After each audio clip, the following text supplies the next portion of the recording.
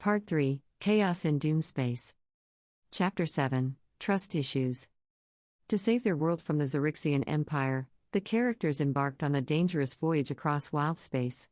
Along the way, they joined forces with a Gift Commodore, helped a vampirate captain quell a mutiny, and rescued a princess from the brig of the vampirate's ship, not just any princess, but the daughter of their enemy. Princess Xaryxis reveals that her evil twin, Xaryxis, orchestrated the attack on the characters' world in accordance with the dying wish of their father, Emperor Xavan. If the characters help her become Empress, Xaryxis vows to save their world. To have any hope against Prince Xaryxis' forces, the characters must travel to Doomspace and find Warwick Blastimov, Commodore Xaryxis' former comrade in arms. Warwick has been trying to raise an armada with the help of a mercane arms merchant named Vokav. Princess Xaryxis. Xaryxis, a chaotic neutral astral elf aristocrat, Cebu's astral menagerie, wears a ring of shooting stars and is initially friendly toward the characters. She shares the following information with the characters if she learns about the attack on their world. We both want the same thing, revenge. As my father lies on his deathbed, my scheming brother, Xaryxis, denies me my birthright. He seized control of my father's navy, banished me from court, and left me in the clutches of his sycophants. He orchestrated the attack on your world, bombarding it with astral seeds harvested from Xaryxis, our dying star. Once the crystal vines have drained all the energy from your world, they will discharge that energy in a beam of light back to Xaryxis, replenishing it. Xaryxis instructed his minions to deposit me on your world so that, as I died, my energy could contribute in a small way to the light of Xaryxis. Fortunately for me, my ship was disabled and boarded by vampirates. Help me become Empress, and I will undo the damage Xaryxis has already caused your world.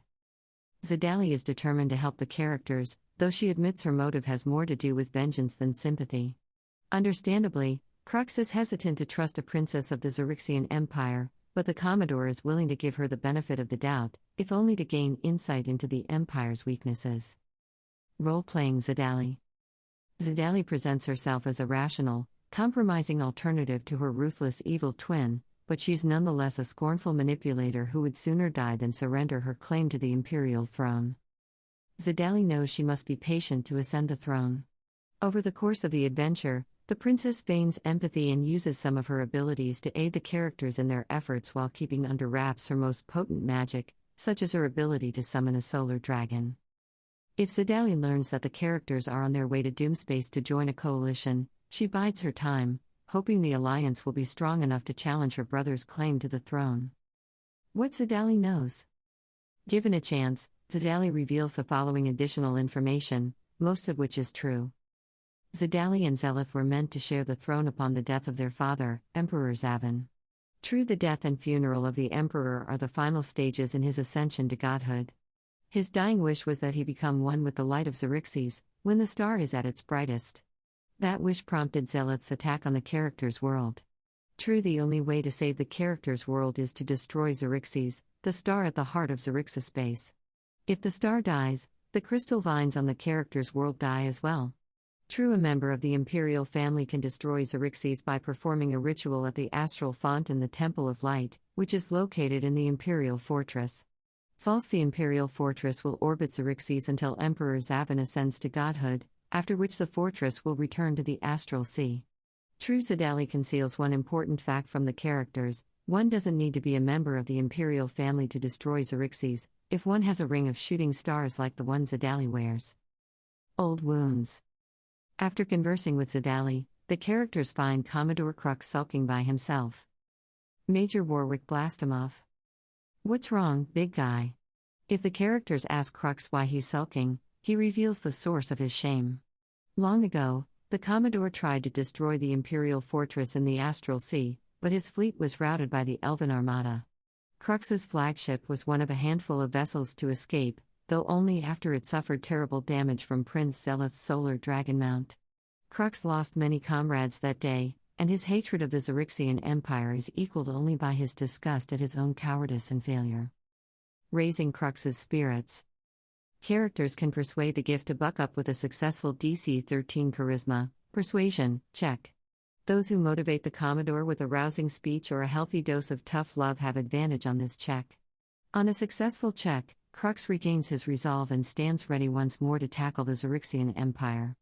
On a failed check, the Gif sulks in his cabin. When he emerges 1d8 hours later, he is pickled in equal measures of ale and shame. What Crux knows. If his spirits are raised, Crux shares the following information.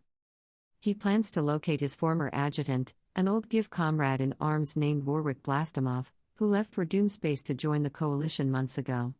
Crux and Warwick used to communicate regularly by using sending stones, but Crux lost his stone on the Rock of Brill a few days before the characters encountered him. When the two Gif last spoke, Warwick was in Doomspace, on the moon of Arwen, entreating sentient plant creatures called Ortooks to join the coalition. When he arrives in Doomspace, Crux plans to use the Wildspace Orrery to locate Arwen. Into the Astral Sea. As the characters leave Wildspace and enter the Astral Sea, read. The colors of Wildspace grow more muted, fading into a deepening silver haze. Soon your ship is immersed in the starry silver clouds of the Astral Sea. The ship's spelljammer need only think about the destination, Doomspace, to travel there. The Astral Sea takes care of the rest, with the ship arriving at the edge of Doomspace in 21 days. Bonding with the crew. As they travel to Doomspace, the characters can engage with other crew members. Commodore Crux, Grimesode Garganhale, and Topola are particularly fun to be around. Commodore Crux. If he isn't sulking, Crux practices his aim with his firearms, and he invites the characters to join him. 5 wooden targets line the port bow, each bearing the poorly drawn visage of an astral elf. Each target has AC 15 and 7 hit points. If a character destroys a target in one hit, the axe sparks a rousing old war story from Crux, and that character gains inspiration. Grimesode Garganhale. The vampirate captain likes to gamble with other crew members in a game called Dead Hands Dice. The buy-in is 5 GP per game unless the characters are feeling lucky and want to up the ante. The rules are as follows. Each player chooses any number of d6s and shakes them in a cup. Everyone rolls and reveals their dice at the same time. The player with the highest total wins, but anyone who rolls a 1 automatically loses. Topola. Topola spends her time making fishing poles and lures, then gives them to characters she likes. See Astral Fishing in the Astral Adventurer's Guide. Random Encounter. The characters have at least one random encounter in the Astral Sea. Determine what they encounter by rolling on the Astral Sea Encounters table, which appears in Boo's Astral Menagerie, or choose an encounter you like. Arrival in Doomspace. As the characters leave the Astral Sea and enter Doomspace, read the following box text. The silvery haze thins as the ship enters a system that appears to have no sun. The ship glides between colossal fragments of smoky gray crystal, remnants of an outer shell of fantastic proportions. As silent and lifeless as a graveyard, Doomspace gives new meaning to the phrase dead of night. After 3 days of travel through the labyrinth of crystal shards, you catch sight of a yawning black vortex limned in dim light. If the characters use the Wildspace Orrery they acquired in Chapter 5, read. The Wildspace Orrery shows the black vortex with 2 planets slowly spiraling around it. The system also has 12 moons, 1 close to the vortex, 1 orbiting each planet, and 9 outer moonlets. There, says Crux, pointing at the biggest of the outer moons. Arwen is just 7 days away. With luck, that's where we'll find my old comrade, Warwick Blastomov. His mission here is to create unity out of chaos, and knowing him, he's done a bang-up job. For a map of Doomspace and more information about this Wildspace system, see the Doomspace section immediately following this chapter. The Ortooks of Arwen. With the help of the Wildspace Orrery, the characters arrives at Arwen in 10 days. As the ship approaches the moon, read. Flashes of light on the surface of Arwen can be seen from orbit. As the ship descends toward the moon, you see a wasteland dotted with pillars of rock. Arcs of lightning leap from pillar to pillar. The ship heads toward a plateau that is 100 feet tall, a mile wide, and covered with jungle foliage. Knowing the ship can't land safely, Crux gives the order for the ship to hover just above the treetops, then shouts, "Mr. Flinch, drop the ladder." On that command, the Hadozi releases one end of a rope ladder that extends 50 feet to the ground. The jungle below is alive with the sounds of wildlife. "Who shall join me on the away team?" asks Crux. Crux is eager for the characters to meet Warwick, so he insists they accompany him to the Ortuk camp. Once all the team members set foot on the plateau, read. A shot rings out. A few seconds later, a uniformed GIF bursts through the foliage with a musket in one hand and a look of panic on his face. Apologies in advance, he shouts as he makes his way to the rope ladder. Pellets of radiant light fly through the air, narrowly missing you as several starfish-like plant creatures creep out of the jungle and advance threateningly. Warwick Blastimov, a lawful good GIF shipmate, is out of ammunition and in a hurry. The creatures pursuing him are 6 Ortuk warriors and an Ortuk priest, Cebu's astral menagerie for their stat blocks. The Ortuks are hostile and 30 feet away from the characters at the start of this encounter. The priest tries to snare Warwick with its tongue while the warriors pepper the characters with radiant pellets or engage them in melee. Once the Ortuks are defeated, Warwick lets out a long sigh of relief, salutes Commodore Crux, and asks, "Permission to come aboard, sir?" Bullet time. Before Crux can formally introduce Warwick to the characters, 2 bullets erupt from the ground in the characters' midst. The earth heaves as 2 massive, armored creatures burst from the ground. Warwick shouts, "Bullets." Here ends Chapter 7. Wild Space System, Doomspace. Part 3 of the adventure takes place in a wild space system called Doomspace, which consists of 2 worlds and 12 moons spiraling toward a vortex that used to be the system's sun. Doomspace in a nutshell. Thousands of years ago, a war between gods and primordials ended with all gods being banished from Doomspace. After the war, the primordials encased the system in a crystal sphere that kept the gods at bay. After being kept out for eons, the gods finally found a way to shatter the crystal sphere, but no one knows exactly how. The destruction of the sphere filled the outermost region of Doomspace with crystalline shards as big as asteroids. What happened next isn't known for fact, but speculation abounds. Some say the gods appeared before the leaders of Phyrene and Malus and demanded to be worshipped. When they were rebuked, the gods vented their fury by collapsing the sun, leaving behind a spiraling vortex called the Eye of Doom. Those who deny the existence of gods refute these claims and turn to ancient myths for explanation.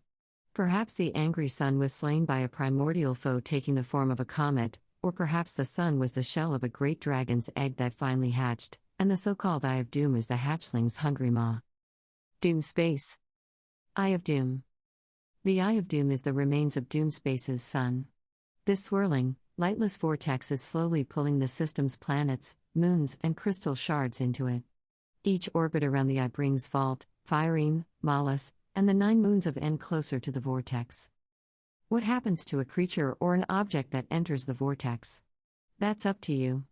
Although most creatures in Doomspace assume the vortex is a destructive force, it might be a gate to another dimension, an alternate reality, or another wild space system. Vault. Vault was one of Phyrene's moons until it was ripped from the planet's orbit by the Eye of Doom. It is days away from disappearing into the vortex. Phyrene. Phyrene is a volcanic world despoiled by dragons. The planet's remaining resources are hotly contested, giving rise to tyrants.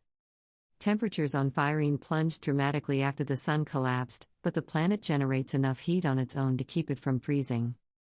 When the sun collapsed, Dohors and Mercanes, both described in Boo's astral menagerie, evacuated thousands of creatures from Phyrene. Many of these creatures were deposited on the 9 moons of N, which provide temporary solace at best, or borne safely to other wild space systems. Millions more creatures were left to be swallowed up by the Eye of Doom. Cress, the smaller of Phyrene's 2 moons, still orbits the planet. But the same thing that is happening to Vault will happen to Cress in about a month. Malus. Malus is a water world now sheathed in ice. Its surface is covered with sheer-sided mountains and deep canyons. A moon-sized spindle of smooth ice believed to be a shard of the planet orbits Malus. The spindle is home to a nation of highly intelligent but xenophobic Yeti, among other things. 9 moons of N. N was a spherical air body, a titanic gas giant. It is said that the primordials used the gases of N to help produce the crystal sphere that enclosed Doomspace, scattering N's 9 moons in the process. Aroan. This large moon is home to rampaging Xaryxis. Ortuks, Cebu's astral menagerie, and other smaller life forms live in the forests that grow atop Aroan's rocky pillars and plateaus, beyond the reach of the Xaryxis. Kvek. This moon is dotted with sheer mountains that have become home to families of Xaryxis evacuated from Phyrene. Drogues, Cebu's astral menagerie, death dogs, gorgons, hydras, and other monsters stalk the foothills. Iniver. Iniver is a swirling ball of multicolored gas. An intense, flickering light emanates from the moon's core, creating a sort of celestial beacon. Lesk. The largest of the 9 moons of N is a dark desert. Here, clans of Shuren, Cebu's astral menagerie, eke out a harsh existence. Shaler. Shaler is an ice moon with a ring of ice crystals circling its equator. Humans evacuated from Phyrene have built large camps on Shaler's polar ice caps, and dinosaurs roam the frozen landscape, feeding on scant vegetation and each other. Thrid. Deep canyons crisscross the surface of this giant ball of ice. The canyons are heated by thermal vents and inhabited by brachyds, goj, megapedes, remorhasses, shuren, and thri-kreen. Creatures marked with an asterisk are described in Bu's astral menagerie. Vokath. This moon, composed entirely of toxic green gas, is featured in Chapters 8 and Chapter 9. Yishin. This small, barren moon is covered with black frost and belongs to Yishin, a miserly adult lunar dragon, Cebu's astral menagerie, that abides no solicitors. Yort. This cold, swampy moon is strewn with the petrified skeletons of Kindori, Cebu's astral menagerie.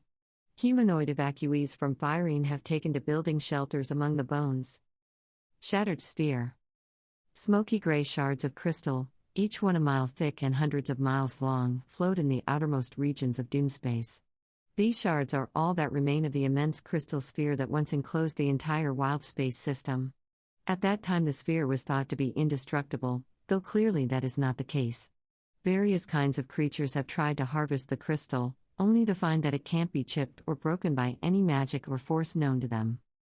Chapter 8, Arena of Blood. Eager to join a coalition against the Xaryxian Empire, the characters arrived in Doomspace to find the system on the verge of collapse. Commodore Crux led his crew to Arwen with the goal of finding an old comrade named Warwick Blastimov, who was tasked with organizing a coalition in advance of taking the fight to the enemy. The 2 bullets that appeared at the end of the previous session can be fought, or the characters can retreat to the safety of their ship. After thanking the characters for their timely rescue, Warwick Blastimov informs them that the coalition to defeat the Xaryxian Empire doesn't exist, but that a Mercane arms merchant named Vokath might be the key to creating one. If the characters want to form a coalition, they must first persuade Vokath to call in his debts. The leaders of various space-dwelling factions are beholden to Vokath and therefore willing to listen to him, and they command enough spell-jamming ships to form an armada. To gain Vokath's help, the characters must perform in a gladiatorial arena for his amusement and thereby earn the Mercane's respect. What coalition?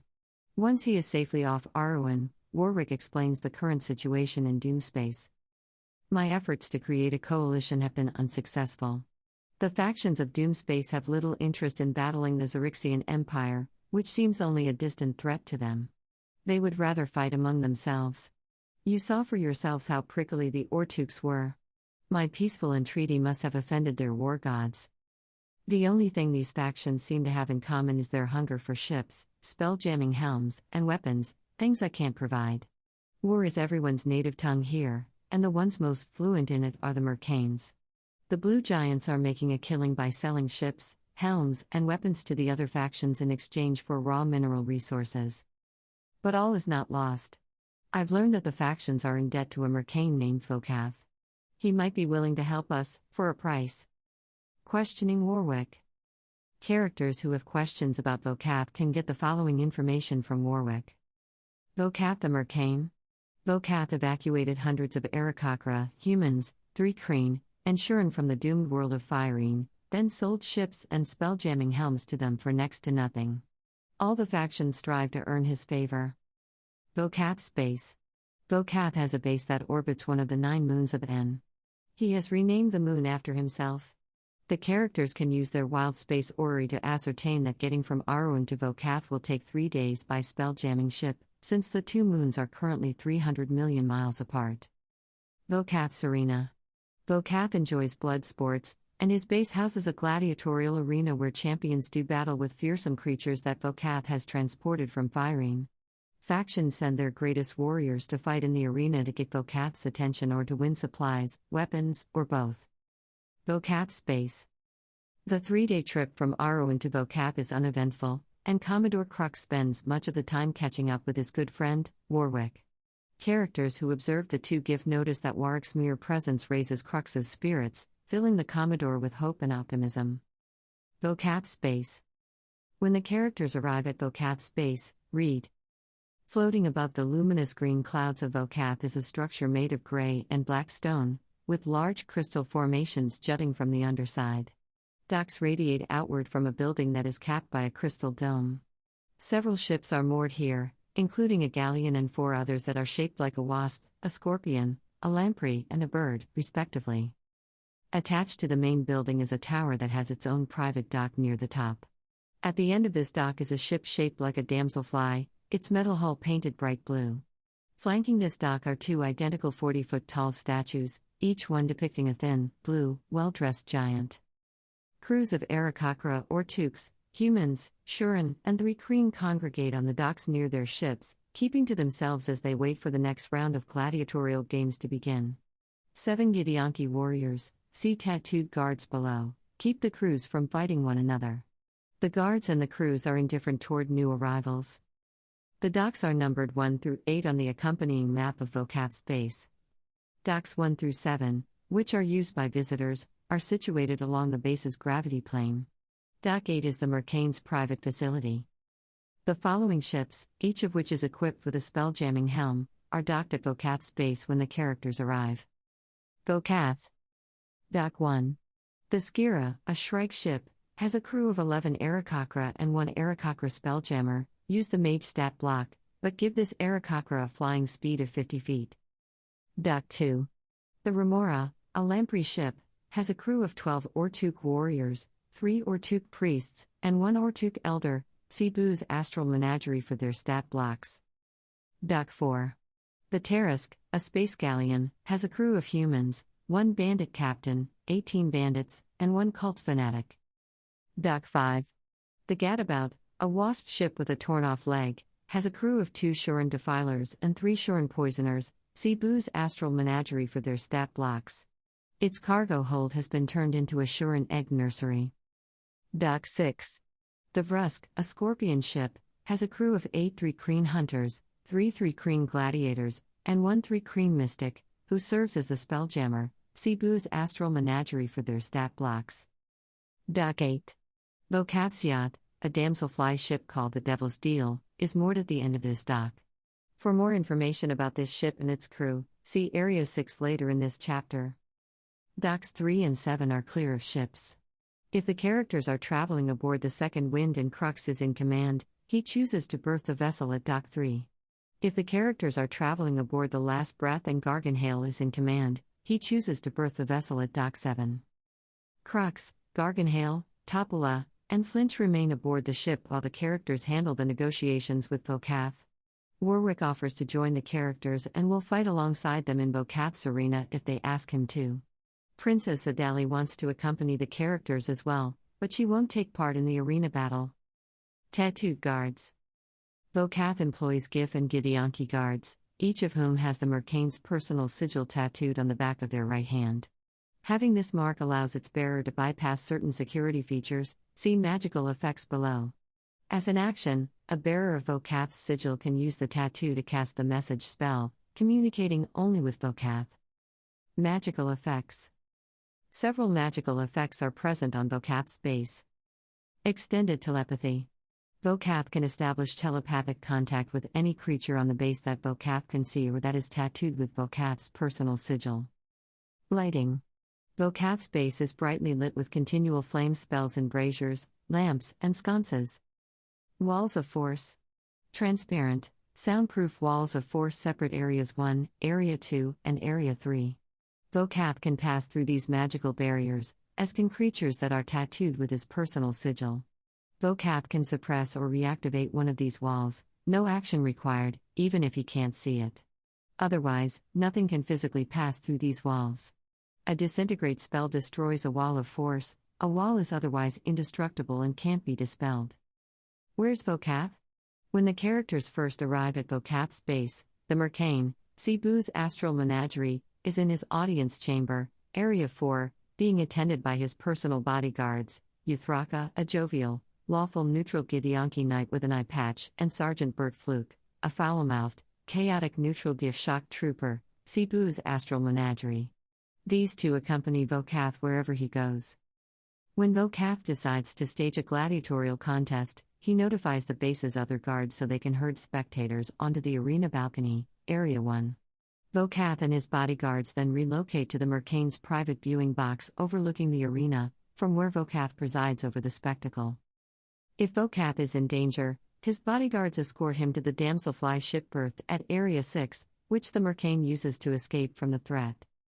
Vocath's base locations. The following locations are depicted on the map of Vocath's base. Vocath's base. View player version. 1. Arena. The arena is a 60-foot high octagonal chamber with a crystal dome overhead. The floor is blanketed in sand, with a few broken, unusable weapons and chunks of stone here and there. Balcony. A stone balcony circles the room 30 feet above the floor. This balcony is where spectators congregate to watch arena battles. Private box. 20 feet higher than the main balcony, 50 feet above the arena floor, is a private box where Vocath watches the contests, flanked by his two bodyguards. An ornate throne sized for the Mercane is situated here, with two smaller chairs on each side of it for honored guests. Behind the throne, a shimmering wall of force, see magical effects above, fills an archway that leads to Area 2. Treasure. Mounted to the underside of Vocath's private box, visible to creatures on the arena floor, is a mirror of life trapping whose command words are known only to Vocath. The Mercane has trapped the following creatures inside the mirror and releases some of them during the Arena Battles event later in this chapter: 1 Braxit, 2 Brogues, 2 Hook Horrors, 1 Megapede, 1 Brown Scaver, 1 Grey Scaver, 3 Space Clowns, and 1 Space Guppy. Creatures marked with an asterisk are described in Boo's Astral Menagerie. Creatures released in this manner materialize in unoccupied spaces on the arena floor, close to the mirror as possible. If the mirror is shattered, all creatures trapped inside it are released at once. 2. Armory. 2 walls of force, see magical effects above, seal off this chamber, where 3 gift shipmates, see Boo's Astral Menagerie, and 3 Githyanki warriors stand guard. Racks and shelves holding armor and weaponry are mounted to the walls behind them, see treasure below. Treasure. The weapon racks and shelves hold 10 longswords, 10 suits of half-plate, 4 muskets, 4 pistols, 200 bullets, 20 bombs, and 5 kegs of gunpowder. See explosives in the Dungeon Master's Guide for more information on firearms, bombs, and gunpowder. 3. Vestibule. Stone ramps from the docks ascend to this vestibule, where walls of force, see magical effects above, block access to areas 2 and 4. 2 gift shipmates, see Boo's Astral Menagerie, and 2 Githyanki warriors guard the vestibule. Visitors seeking an audience with Vocath are expected to wait here until the Mercane allows them into his audience chamber, Area 4. 4. Audience Chamber. This circular chamber has an ornate throne opposite the entrance, and the walls are lined with art objects, tapestries, paintings, and weapons on display. A wall of force fills the archway leading to Area 3, see magical effects above. Teleporter. While he is in this room, Vocath can take an action to teleport any number of creatures of his choice that he can see in the room to the arena floor, Area 1, or to his tower sanctum, Area 5. Treasure. On display are 30 painted statuettes of famous figures from across the multiverse, 25 GP each, 6 blue quartz busts of Vocath displaying various poses and expressions, 250 GP each, and 8 model ships, 750 GP each, as well as 4 elaborate tapestries, 750 GP each, and 4 paintings of space-dwelling fauna, 750 GP each. Racks hold ornate weapons and armor, including a suit of +1 chainmail and a +1 greatsword. Vocath is willing to sell these magic items for 2,500 GP apiece or trade either one for a different rare magic item. If a creature other than Vocath touches any of the items on display, a mental alarm alerts Vocath, letting him know which object was touched. 5. Vocath's Sanctum. The perimeter of this 50-foot-high room is lined with silk-draped windows that afford panoramic views of the luminous clouds below and the distant, dark void that was once Doomspace's sun. Soft music plays throughout the room. Low tables are sprinkled around the floor, topped with refreshments. In the middle of each table rests a stout pedestal surmounted by a cerulean bust of Vokath.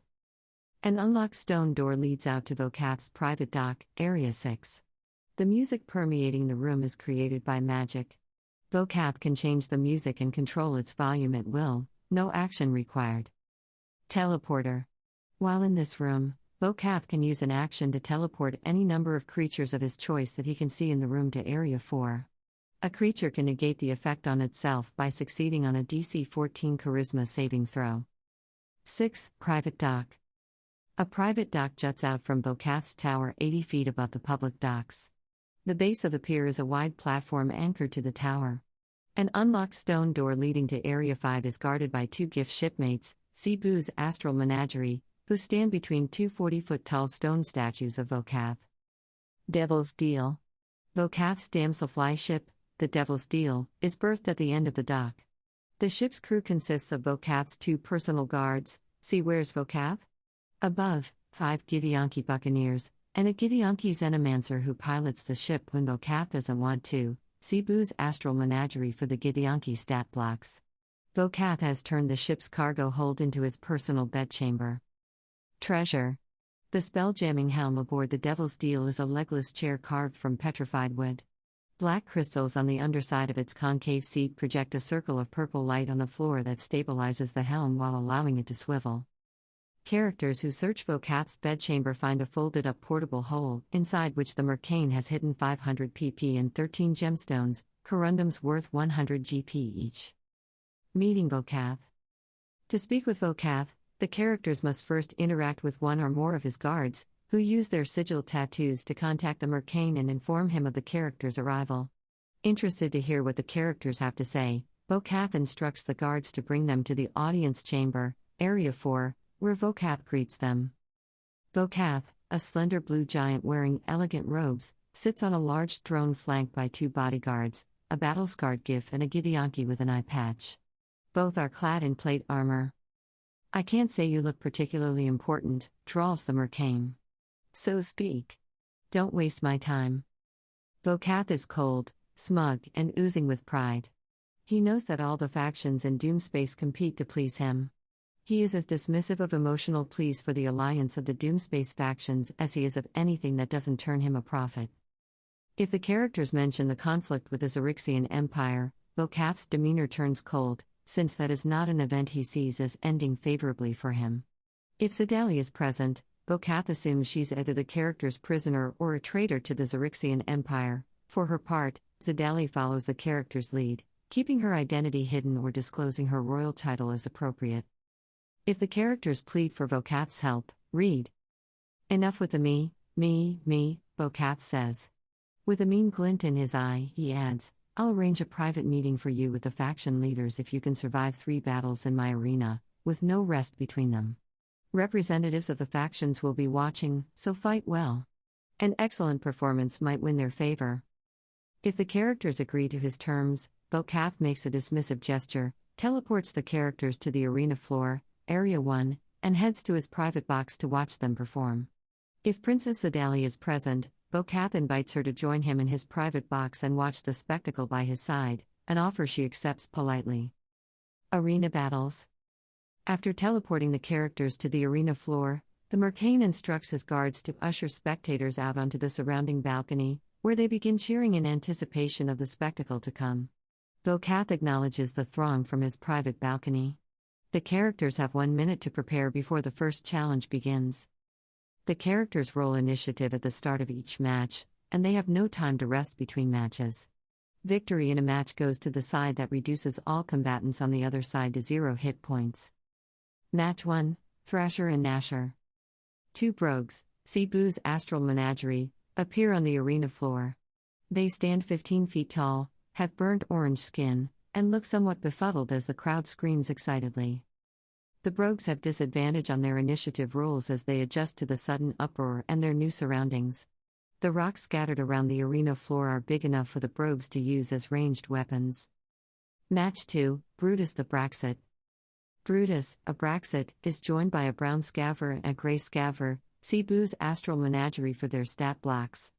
They fight as allies. Match 3, Queen Gorma. Vokath shouts, "Well done. Now prepare yourselves for the terror of Doomspace." Out of nowhere, a 3-foot-long, wide-eyed space guppy appears before you, wagging its tail in a friendly manner. The characters have a moment to assess their foe, a space guppy. See Boo's Astral Menagerie, before Vokath realizes, to his dismay, that he has released the wrong creature. Realizing his mistake, Vokath throws his arms into the air and says, "Forgive me.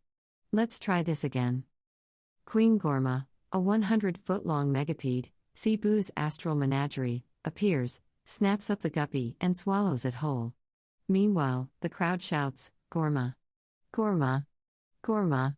The megapede isn't a picky eater and targets foes indiscriminately. Zealot's big entrance. When the last arena match ends, but before the characters have time to rest or take any further actions, read. A portion of the dome above the arena shatters, startling the spectators and causing shards of crystal to fall like rain. A serpentine dragon with scintillating scales and nebulous wings sweeps down through the hole. Mounted on its back is an armored figure whose face is hidden behind a visor. The figure calls out, "I'm Prince Zelith of the Xaryxian Empire. I've come for my sister, Zidali. Surrender her to me, you rats, or be annihilated." Here ends Chapter 8. Chapter 9, Discord and Diplomacy. To build a coalition against the Xaryxian Empire, the characters came to terms with a mercane named Vokath and fought monsters for his amusement. At the end of the final battle, Prince Zelith of the Xaryxian Empire appeared on a dragon, determined to take Princess Zidali into his clutches. The session opens with Princess Zidali trying to keep her hopes alive while protecting everyone around her from the wrath of her brother, Prince Zelith, who has Vokath's base surrounded. Zelith has come for his sister. If Zidali is either dead or presumed dead, obtaining her ring of shooting stars, the symbol of her right to the Xaryxian throne, is enough to satisfy Zelith, because he can use it as proof of Zidali's demise. If Zelith gains custody of Zidali or claims the ring as proof of her death, his fleet withdraws from Doomspace, allowing the characters to renew their efforts to unite Doomspace factions against the Xaryxian Empire. Zelith's attack on Vokath's base is proof of the threat posed by the Astral Elves, giving the factions a common enemy. The Xaryxian threat. Prince Zelith is a chaotic evil Astral Elf aristocrat, see Boo's Astral Menagerie, who wears a ring of shooting stars. After learning of his sister's escape from custody, Zelith used the power of the Astral Font, see Chapter 11, to cast divination. This spell enabled him to determine the whereabouts of his sister's ring of shooting stars. Prince Zelith. The young solar dragon, see Boo's Astral Menagerie, that appeared at the end of the previous session was summoned by Zelith using Summon Solar Dragon. The figure riding the dragon, however, is not Zelith himself but an illusion of him, created by Zelith's mislead spell. As long as he maintains concentration on the spell, Zelith can interact with anyone present through this illusion. If the characters attack the illusory Zelith or the dragon retaliates. Star Moth Fleet. The real Zelith is safely aboard the Xaryxia, one of 12 star moths surrounding Vokath's base. The star moths form a ring around the base while staying 250 feet away from it. Their weapons open fire on any ship that tries to leave the base. See Chapter 2 of the Astral Adventurer's Guide for information about star moths and their weaponry. If the characters decide to attack Zelith's fleet, use non-player characters such as Commodore Crux, Warwick Blastimov, Princess Zidali, and Vokath to make it clear that doing so would be tantamount to suicide. Each star moth is crewed by an Astral Elf Honor Guard, who serves as the captain, an Astral Elf Star Priest, who serves as the ship's spelljammer, and 11 Astral Elf Warriors. The fleet is under the command of an Astral Elf commander named Vale, who also serves as Zelith's bodyguard aboard the Xaryxia. See Boo's Astral Menagerie for the Astral Elves stat blocks. Vokath's reaction. Annoyed that the characters have brought Prince Zelith's fleet to his doorstep, Vokath does all he can to prevent the characters from dragging him deeper into their conflict with the Xaryxian Empire, first by insisting that the characters comply with Zelith's demands, and then by discouraging the Doomspace factions from doing anything that might escalate the current conflict at his base. If Xdalia is by his side, the Mercane quietly and politely suggests that she surrender to her brother without a fight. Role-playing Xelith and Xdalia. If the characters ask Xelith why he wants his sister, he replies, "Our father is dead. When I become emperor, I want my sister present at my coronation." News of Emperor Zavan's death comes as no surprise to Princess Xdalia. But she knows her brother well enough to assume he's not being entirely truthful about the rest of it. Xdalia clarifies Xelith's motivation, addressing Vokath and the characters with this reply. Not everyone in the Xaryxian Empire supports Xelith's claim to the throne. He needs me to legitimize it and prevent any unrest that might otherwise occur. No matter? I see that I have no choice but to return home with my brother. Xelith doesn't deny his sister's accusation, nor do her words change the present situation. Xdalia sees no better option than to accompany her brother back to Xaryxis base. As the encounter unfolds, however, she uses the same trick as Xelith. She casts Mislead, turning invisible while creating an illusory duplicate of herself. While invisible, Xdalia addresses the characters through her illusion and praises them for their heroic attitude while discouraging them from getting involved in Xaryxian politics. While her illusion chatters on, Xdalia surreptitiously removes her ring of shooting stars, drops it on the sandy arena floor, and uses a sending spell to communicate the following information to a character she can trust to act on it. You'll need my ring to save your world. I've dropped the ring in the sand. Keep it safe. I'll be waiting for you in Xaryxis base. After giving up her ring, Xdalia moves back into the space occupied by her illusory image and ends her mislead spell, making it seem like she was there the whole time. After parting with her ring, Xdalia surrenders to her brother. If Xelith's solar dragon is still around, it bears her safely to the Xaryxia, where she is taken into custody. If the characters defeated Xelith's dragon, Xdalia travels to her brother's ship on the back of another solar dragon she summons for herself. After his sister is aboard the Xaryxia, Xelith orders his fleet back to Xaryxis base. As long as Xdalia is his prisoner, Xelith doesn't care about what happens to her ring. If he thinks Xdalia is dead, Xelith assumes the characters have her ring and demands that it be tossed into his dragon's mouth, so that the dragon can safely transport it back to Xelith's ship. If his dragon is defeated before it can deliver the ring, Xelith orders Commander Vale to teleport to Vokath's base with 8 astral elf warriors, obtain the ring at any cost, and teleport back to the Xaryxia. Vokath, if he's alive, helps the astral elves retrieve the ring. He hopes they'll leave in peace afterward, which they do. Xelith denied. If Xelith is unable to obtain Xdalia or her ring, his fleet opens fire on the ships docked at Vokath's base. These ships are detailed in Chapter 8. After 5 rounds of bombardment, the following ships are destroyed before their crews can mount a defense: the Skira, the Remora, the Vrusk, the Tarask, and the Gadabout. Neither the character's ship nor the Devil's Deal, Vokath's damselfly ship, is damaged in the initial bombardment. But if either ship tries to leave Vokath's base, the Astral Elves unleash their next flurry of ballista bolts and mangonel stones against the fleeing ship. After the Astral Elves' initial bombardment, Vokath casts Dimension Door and boards Xelith's flagship to negotiate an end to the conflict. If Xdalia is nearby, the Mercane takes her along, and together they work out a deal in which Xdalia surrenders to Xelith and the Astral Elves leave without further incident. If Vokath isn't around to negotiate a peaceful end to the conflict, Xelith's fleet docks at the base and deploys troops once it's safe to do so. Enemy leaders are rounded up and executed, and any hope of forming a coalition among the Doomspace factions is lost. Skip over the Alliance in Doomspace and assemble the fleet. Sections: when the characters are ready to leave Doomspace, continue with the Red Dragon Rider section at the end of the chapter. Alliance in Doomspace. After Xelith is placated and his fleet withdraws from Doomspace, Vokath arranges a gathering in his private sanctum, Area 5 of Vokath's base, as described in Chapter 8. This meeting is attended by the characters and representatives of the 5 Doomspace factions. Vokath and his bodyguards are also here, observing the proceedings in silence.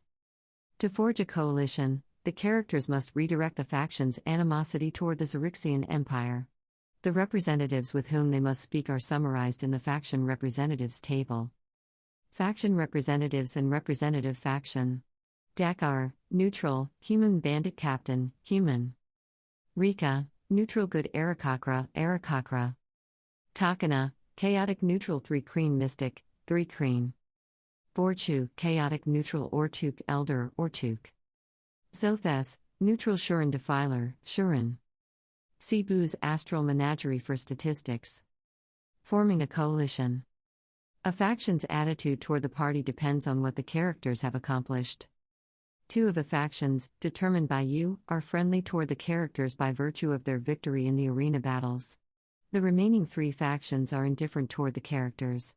If the characters did anything to antagonize a faction, that faction is hostile toward them, regardless of their performance in the arena battles. The characters can improve a faction's attitude toward them by influencing that faction's representative. See the faction representatives section below. The best the characters can hope for is to align the factions against their common enemy, the Xaryxian Empire. To convince a faction to join the coalition, a character must make a case to the faction's representative and succeed on a charisma check using deception, intimidation, or persuasion, as befits the approach. Another character can use the help action to grant advantage on the check, but only if that character makes a meaningful contribution to the conversation. The difficulty of the check depends on the faction's attitude toward the characters, DC 20 if hostile, DC 15 if indifferent, or DC 10 if friendly. On a successful check, the faction joins the coalition. On a failed check, the representative declines to join the coalition, and the characters can't change that representative's mind until they convince another faction to join the coalition, discounting any factions that have already joined. The Vorchu and Takana vocab sidebar shows these rules in play. Vorchu and Takana vocab. The following is an example of the forming a coalition rules in play.